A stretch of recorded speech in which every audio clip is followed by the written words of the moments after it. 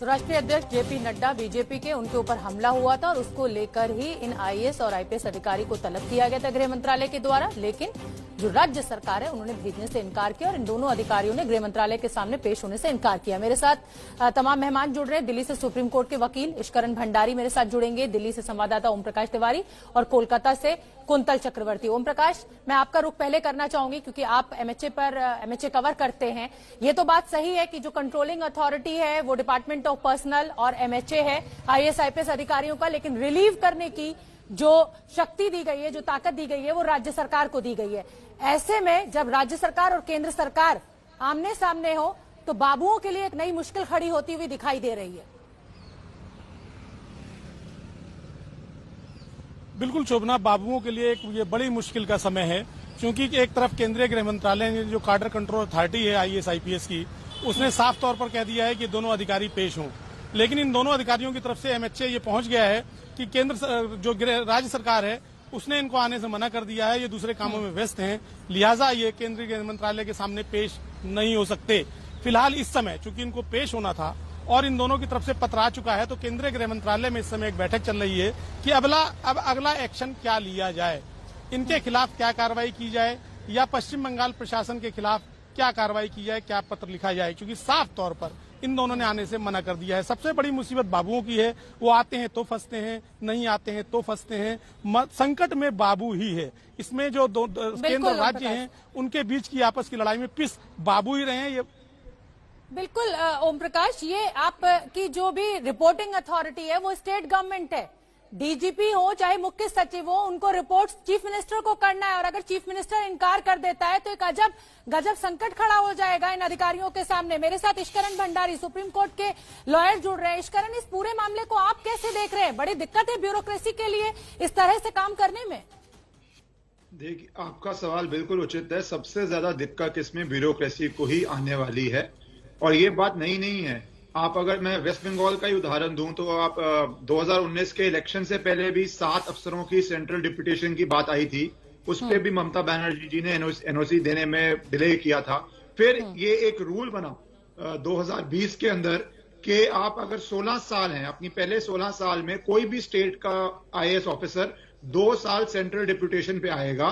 उस पर भी ऑपोजिशन ने काफी ऑब्जेक्शन उठाया था कि ये नया रूल क्यों आ रहा है 2007 के बैच के बाद का, क्योंकि रियलिटी यही है हमारे देश में अपॉइंटिंग अथॉरिटी जैसे सब जानते हैं केंद्र है, उसके बाद आपको स्टेट कार्डर मिलता है। तो ये हमारा एक यूनिक क्वाजी फेडरल स्ट्रक्चर है जो एक उदाहरण देने के लिए अमेरिका जैसा नहीं है, जहां पे एक मूल चीज इलेक्शन, प्रेसिडेंट के इलेक्शन में भी हर स्टेट के अपने नियम होते हैं, अपने रूल होते हैं, वोटिंग तक के।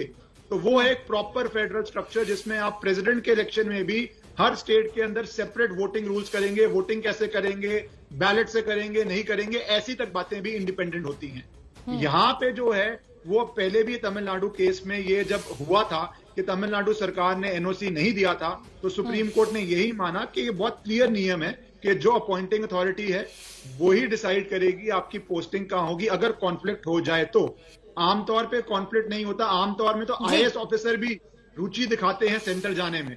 तो सेंटर स्टेट की बात छोड़िए, सब ये सारे साथ ही चलते हैं। ऑफिसर प्रमोशन के लिए डेपुटेशन पे जाना जरूरत है, सर्विस कंडीशंस में है।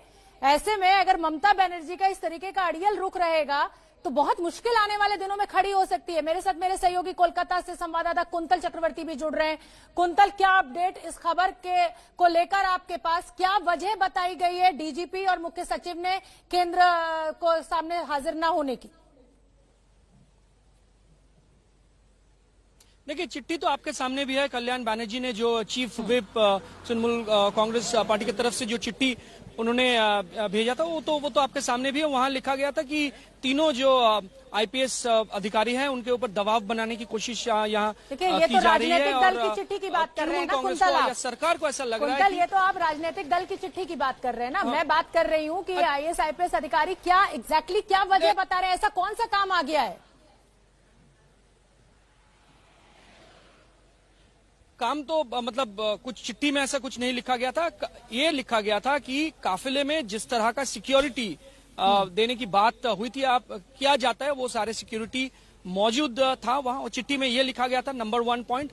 नंबर 2 पॉइंट में ये लिखा गया था जो कानून व्यवस्था है वो राज्य सरकार के दायरे में आता है, ना कि केंद्र सरकार का। और उनको ऐसा लग रहा है सरकार को, बंगाल की सरकार को, कि ये जो केंद्र जो बुला रहे हैं वहां डेपुटेशन के लिए, तो ये डेमोक्रेसी के खिलाफ है और 3 जो आईपीएस ऑफिसर है उनके ऊपर दबाव बनाने की कोशिश है। लेकिन देखिए ये बात तो साफ है, जो आईएएस या आईपीएस ऑफिसर्स है बंगाल में जो काम करेंगे अगले 5 महीने तक, उनके लिए काम बहुत ही मुश्किल है कि क्या वो केंद्र का सुने या राज्य का सुने। बंगाल का उनके लिए मुद्दा काम नहीं तो है बहुत ही कुंतल, मुश्किल हमें होने ये वाला भी है। लेकिन समझना पड़ेगा कि ये सिर्फ बंगाल का मुद्दा नहीं है। अगर इस तरीके से केंद्र में किसी और राजनीतिक दल की पार्टी होगी, राज्य में किसी और राजनीतिक दल की पार्टी होगी, तो फजीहत कुल मिलाकर ब्यूरोक्रेट्स की होगी। ये एक ज्यादा गंभीर समस्या है। एक बहुत छोटा सा ब्रेक। आप सभी मेहमानों का बहुत बहुत धन्यवाद।